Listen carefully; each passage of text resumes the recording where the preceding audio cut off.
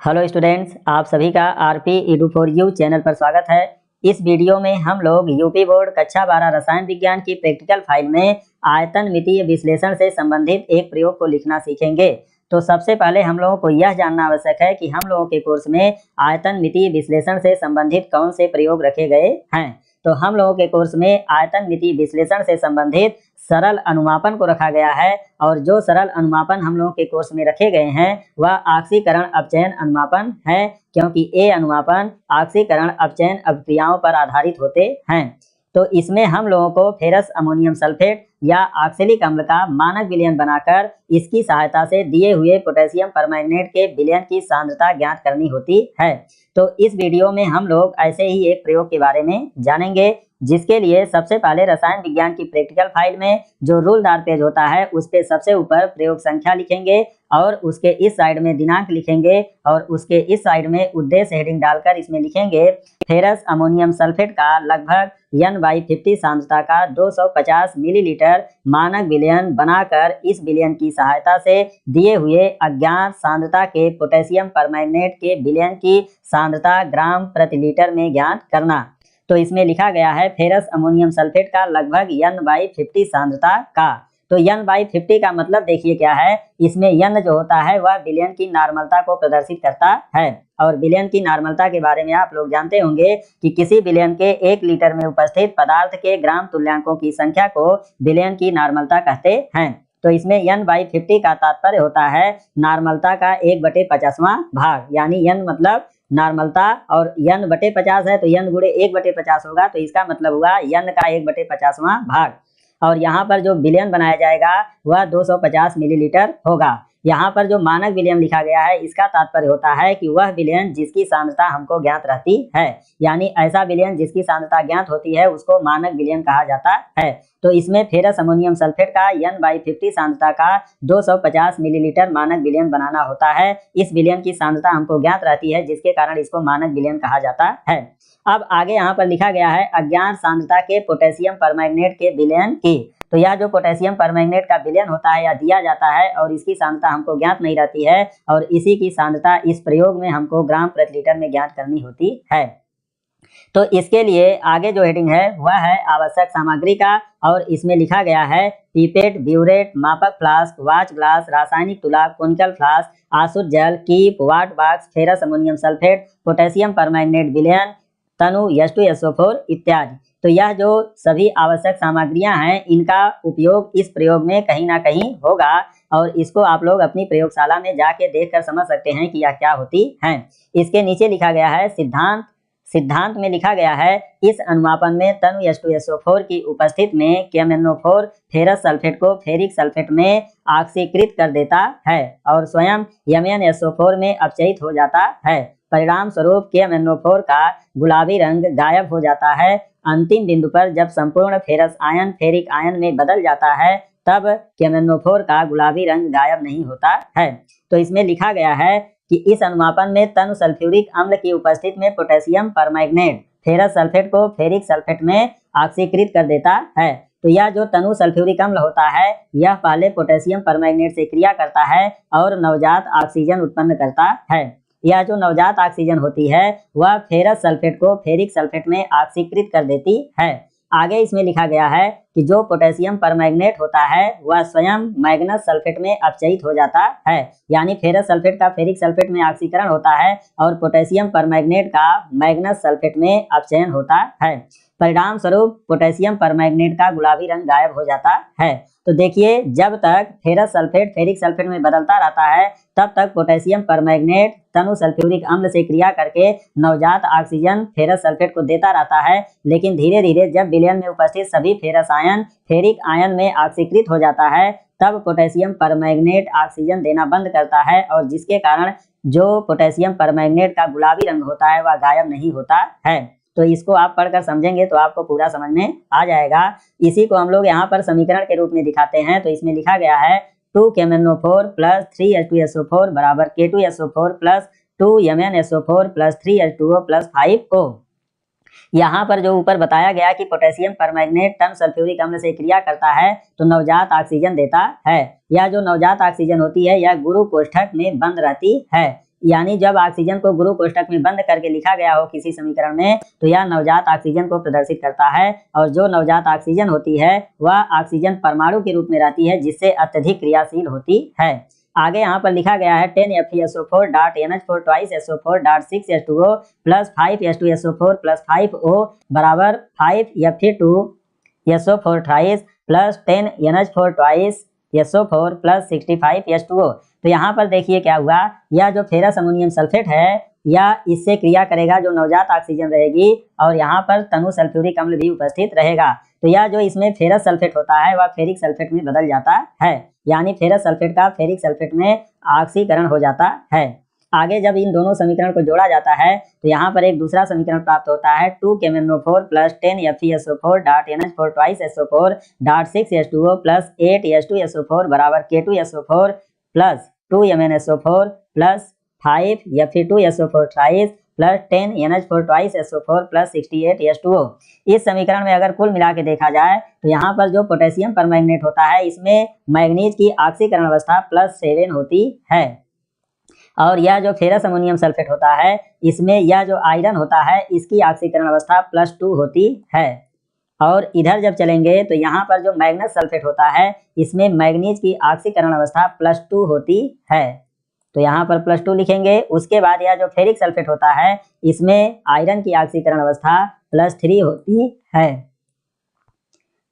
तो इस प्रकार से इसमें आप देखकर समझ सकते हैं कि यह जो पोटेशियम परमैंगनेट होता है इसमें मैग्नीज की ऑक्सीकरण संख्या +7 है, लेकिन यहाँ पर +2 है, यानी यहाँ पर पोटेशियम परमैंगनेट का अपचयन हो रहा है, क्योंकि इसमें मैग्नीज की ऑक्सीकरण संख्या +7 है और यहाँ पर +2 हो गई, यानी धनात्मक ऑक्सीकरण संख्या में कमी आ रही है, यानी इसका अपचयन हो रहा है। जबकि यहाँ पर जो Fe की ऑक्सीकरण संख्या है वह +2 है और यह +3 में बदल रही है, यानी इसका ऑक्सीकरण हो रहा है।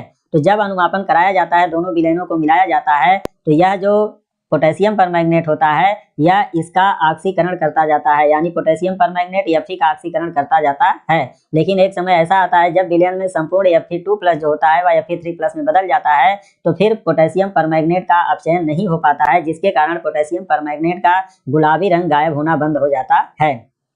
आगे इसमें लिखा गया है सूचक, तो इसमें लिखा है इस अनुमापन में पोटेशियम परमैंगनेट का विलयन स्वयं सूचक का कार्य करता है। सूचक जो होता है वह रंग परिवर्तन करके अंतिम बिंदु की सूचना देता है, तो इसमें हम लोगों को कोई बाह्य सूचक नहीं मिलाना होता है, पोटेशियम परमैंगनेट का विलयन स्वयं सूचक का कार्य करता है। आगे इसमें है अंतिम बिंदु, तो इसमें लिखा गया अस्थाई हल्का गुलाबी, यानी अंतिम बिंदु पर पोटेशियम परमैंगनेट का अस्थाई हल्का गुलाबी रंग प्राप्त होता है। आगे इसमें लिखा गया है पदार्थ की आवश्यक मात्रा, इसमें लिखा है 250 मिलीलीटर N/50 सांद्रता के मानक विलयन के लिए पदार्थ फेरस अमोनियम सल्फेट की आवश्यक मात्रा। तो यहाँ पर जो पदार्थ होता है वो हमारा है फेरस अमोनियम सल्फेट, और फेरस अमोनियम सल्फेट को FeS भी लिखा जाता है, जिसमें F फेरस के लिए होता है और A अमोनियम के लिए होता है और S सल्फेट के लिए होता है। तो आगे हम लोग फेरस अमोनियम सल्फेट की जगह पर FeS लिखेंगे। तो आवश्यक मात्रा का सूत्र जो होता है वह होता है W बराबर X into E into V अपान 1000 ग्राम। तो यहाँ पर देखिए X क्या है, E क्या है और V क्या है, तो इसमें लिखा गया है जहाँ X बराबर विलयन की नॉर्मलता बराबर 1/50, N E बराबर फेरस अमोनियम सल्फेट का तुल्यांकी भार बराबर 392, V बराबर विलयन का आयतन बराबर 250 मिलीलीटर। आगे इसमें लिखा गया है मान रखने पर, तो जब हम लोग मान रखेंगे तो आएगा W बराबर 1/50 गुणे 392 गुणे 250/1000 ग्राम। इसको सॉल्व किया जाएगा तो W बराबर आएगा 1.9600 ग्राम। यहाँ पर जो वैल्यू आती है 1.96 केवल आती है, लेकिन चूंकि रासायनिक परिकलन में दशमलव के 4 अंक तक रखना होता है, इसलिए इसमें 2 शून्य जोड़ दिया जाता है। तो इस प्रकार से W का मान 1.9600 ग्राम आता है। आगे यहाँ पर लिखा गया है प्रेक्षण, और प्रेक्षण 2 होते हैं, जिसमें पहला प्रेक्षण है 250 मिलीलीटर N/50 सांद्रता के मानक फेरस अमोनियम सल्फेट विलयन के लिए तौल प्रेक्षण, जिसमें कुल 4 पॉइंट हैं। पहले पॉइंट में लिखा गया है वाच ग्लास का भार बराबर 16.2680 ग्राम। दूसरा पॉइंट है watch glass plus ferrous ammonium sulphate का भार। तो जो वाच ग्लास का भार होता है उसमें यह जो फेरस अमोनियम सल्फेट का भार लेना होता है उसको जोड़ दिया जाता है, तो हमको यहाँ पर watch glass plus ferrous ammonium sulphate का भार आ जाता है। तो आप इसमें देखकर समझ सकते हैं यह वाच ग्लास का भार जो यहाँ पर है और यह फेरस अमोनियम सल्फेट का भार जो यहाँ पर निकल के आया, तो दोनों को जोड़ा जाता है तो आता है 18.2280 ग्राम। आगे तीसरा पॉइंट है, फेरस अमोनियम सल्फेट निकालने के बाद वॉच ग्लास का भार बराबर 16.2690 ग्राम। तो देखिए, जब फेरस अमोनियम सल्फेट को वॉच ग्लास पे रखा जाता है तो कुछ कण जो उसके होते हैं वह वॉच ग्लास में लगे रह जाते हैं, जिसके कारण जब फेरस अमोनियम सल्फेट को वॉच ग्लास से निकाल लिया जाता है तो निकालने के बाद पुनः वॉच ग्लास को तौला जाता है तो वॉच ग्लास का भार जो होता है या तो इसके बराबर आता है या इससे थोड़ा सा ज्यादा आता है। जैसे यहाँ पर आप देख सकते हैं, जो वैल्यू है वह है 16.2680 ग्राम और यहाँ पर है 16.2690 ग्राम, यानी यह वैल्यू थोड़ा सा बढ़ गई। इसका मतलब जो फेरस अमोनियम सल्फेट है उसका कुछ कण वॉच ग्लास में लगा रह गया है, इसलिए इसको तौलना जरूरी है। आगे इसमें चौथा पॉइंट लिखा है, मानक विलयन में प्रयुक्त फेरस अमोनियम सल्फेट का वास्तविक भार W बराबर सेकेंड माइनस थर्ड। तो यहाँ पर जो सेकंड में आया था watch glass plus ferrous ammonium sulphate का भार, उसमें से हम लोग फेरस अमोनियम सल्फेट निकालने के बाद जो वॉच ग्लास का भार आता है उसको घटाएंगे, तो घटाने पर जो मानक विलयन बना उसमें जितना फेरस अमोनियम सल्फेट गया वह वास्तविक भार आ जाता है और उसी को W कहते हैं और इसी का उपयोग आगे की गणना में किया जाता है। तो जब सेकंड वाला जो है यहाँ पर 18.2280 है तो यहाँ पर भी वही वैल्यू लिखी गई है और यह जो थर्ड है 16.2690 ग्राम वो यहाँ पर लिखा गया है। तो सेकंड में से जब थर्ड को घटाएंगे तो यह वैल्यू आती है 1.9590 ग्राम। तो यह W का मान आता है, यानी यही वास्तविक फेरस अमोनियम सल्फेट का भार है जो मानक विलयन में गया। आगे यहाँ पर दूसरा प्रेक्षण है, मानक फेरस अमोनियम सल्फेट के विलयन तथा अज्ञात पोटेशियम परमैंगनेट के विलयन के मध्य अनुमापन। तो उसके लिए इस तरह से एक टेबल बनाई जाती है जिसमें यहाँ पर क्रम संख्या लिखा जाता है और इसमें फेरस अमोनियम सल्फेट के मानक विलयन का आयतन मिलीलीटर में, जिसको भी ज्ञात कहते हैं क्योंकि यह ज्ञात सांद्रता के विलयन का आयतन होता है। आगे यहाँ पर है पोटेशियम परमैंगनेट के विलयन से भरे ब्यूरेट का पाठ्यांक मिलीलीटर में, जिसमें दो कॉलम हैं, प्रारंभिक और अंतिम। तो जो ब्यूरेट हम लोग प्रयोग करते हैं वह सामान्यतः 50 मिलीलीटर का होता है, जिसमें 0 से लेकर 50 तक खाने बने रहते हैं। तो जो 0 होता है या ऊपर की तरफ होता है और 50 नीचे की तरफ रहता है और इसमें हम लोग पोटेशियम परमैंगनेट के विलयन को भरकर बूंद बूंद करके फेरस अमोनियम सल्फेट के विलयन में मिलाते हैं। तो प्रारंभिक जो समय रहता है वहां पर 0 लिखते हैं और अंतिम में जहां पर आकर गुलाबी रंग पोटेशियम परमैंगनेट का गायब होना बंद हो जाता है उस पॉइंट को लिखते हैं। तो यहाँ पर प्रारंभिक होता है और यहाँ पर अंतिम होता है। इसकी सहायता से हम लोग इस कॉलम में लिखी गई बात को निकालेंगे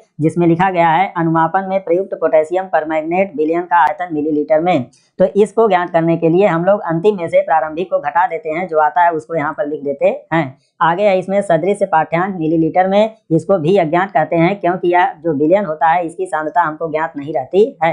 तो सदृश का मतलब होता है समान दिखाई देने वाला। तो अभी हम लोग इसका मतलब समझेंगे। पहले यहाँ पर देखा जाए कि हम लोगों को कुल मिला के लगभग 3 रीडिंग लेनी होती है, जिसके लिए क्रम संख्या में हम लोग 3 नंबर लिख देते हैं पहले से। और यह जो फेरस अमोनियम सल्फेट के मानक विलयन का आयतन होता है इसको हम लोग पीपेट की सहायता से लेते हैं। तो पीपेट जो हम लोग सामान्यतः प्रयोगशाला में प्रयोग करते हैं वह 25 मिलीलीटर का होता है या 20 मिलीलीटर का होता है। तो जो भी आपके को मिला रहेगा उसी के अनुसार आप यहाँ पर लिखेंगे। जैसे मान लीजिए मैंने 25 मिलीलीटर यहाँ पर लिखा। आगे जो ब्यूरेट होता है उसमें पोटेशियम परमैंगनेट को भरकर 3 रीडिंग लेनी होती है। तो इन तीनों रीडिंगों में आप देखेंगे यहाँ पर जो अंतिम बिंदु आया है यहाँ पर 24.3 है, यहाँ पर 24.2 है और यहाँ पर 24.2 है। अब जब इसका आयतन आप निकालेंगे पोटेशियम परमैंगनेट जो इस्तेमाल किया गया तो उसके लिए अंतिम में से जब प्रारंभिक को घटाएंगे तो यहाँ पर 24.3 आया और यहाँ पर 24.2, यहाँ पर 24.2 आया। तो अब सदृश पाठ्यांक का मतलब होता है समान दिखाई देने वाला। तो आप इन रीडिंग में देख सकते हैं कि यह जो 2 रीडिंग है वह समान दिखाई दे रही है, तो इसी को हम लोग यहाँ पर लिख देंगे और यही भी अज्ञात हो जाएगा। अब आगे हम लोग गणना करेंगे। तो गणना का जो सूत्र है यहाँ पर लिखा गया है, अज्ञात पोटेशियम परमैंगनेट के विलयन की सांद्रता S बराबर 4 गुणे W गुणे V ज्ञात गुणे 31.6 और उसके अपान है V अज्ञात गुणे 392 ग्राम प्रति लीटर। अब यहाँ पर लिखा गया है मान रखने पर, तो हम लोग मान रखेंगे तो S बराबर हो जाएगा 4। तो 4 यहाँ पर है, 4 लिख देंगे। W का मान रखेंगे तो W का मान हमको ये वाला रखना है, ध्यान दीजिएगा। W का मान ये वाला रखा जाएगा जो यहाँ पर आएगा, तो उसको हम लोग यहाँ पर रख देंगे और गुणे 25 करेंगे। 25 भी ज्ञात है, यानी ज्ञात सांद्रता का जो विलयन था उसका आयतन तो 25 मिलीलीटर लिया गया है। और उसके बाद यह पोटेशियम परमैंगनेट का तुल्यांकी भार है 31.6। अब उसके नीचे लिखा जाएगा भी अज्ञात, यानी अज्ञात सांद्रता का जो विलयन था उसका आयतन यहाँ पर 24.2 है, तो इसको 24.2 रखेंगे। और फिर यहाँ पर फेरस अमोनियम सल्फेट का तुल्यांकी भार लिखेंगे। इसकी गणना करेंगे जब, तो गणना करने पर पहले इतना आएगा एक स्टेप में और फिर उसके बाद और गणना करेंगे तो यस बराबर आएगा 0.6526 ग्राम प्रति लीटर। तो इस प्रकार से दिए हुए पोटेशियम परमैंगनेट के विलयन की सांद्रता 0.6526 ग्राम प्रति लीटर ज्ञात होती है। इसी आधार पे हम लोग प्रयोग लिखते हैं, दिए गए पोटेशियम परमैंगनेट के विलयन की सांद्रता 0.6526 ग्राम प्रति लीटर ज्ञात किया। तो इस तरह से यह प्रयोग पूरा हो जाता है। वीडियो देखने के लिए बहुत बहुत धन्यवाद।